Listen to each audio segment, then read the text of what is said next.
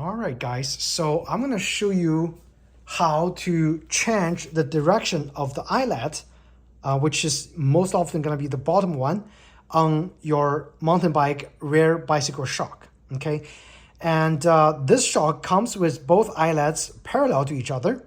But my bike, or specifically my adapter, which is a yoke right here, made by a company called Bike Yoke, that works with specialized stump jumper to replace their proprietary shock and yoke system.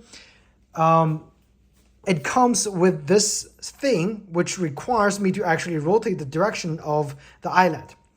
And that's when I had to figure out how to do it, which is very simple. All you have to do, take off the air valve cap.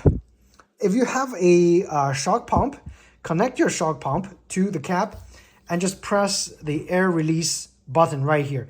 Get rid of all the pressure inside the shock, and then all you have to do, get a wooden dowel of some sort.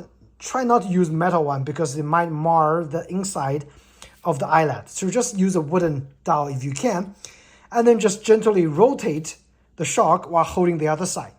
It's really easy to do. I can't do it with one hand, but you get the idea. You hold one hand and you use this wooden dowel and you start turning, and you can get it to any direction that you like, either parallel or 90 degrees against each other on the different axes. And that's how you do it. It's super simple.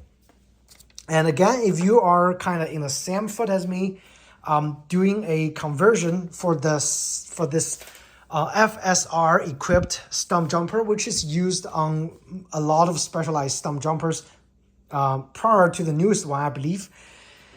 You will probably encounter this issue if you're getting an adapter to change the broken or the worn shock. And I hope you found this video helpful. Again, a quick recap: release the air and use a wooden dowel and change the direction from the bottom. It's really easy to do. Okay, if you guys found this video helpful, please do hit the like button or subscribe to the channel. Otherwise, happy trail riding and take care.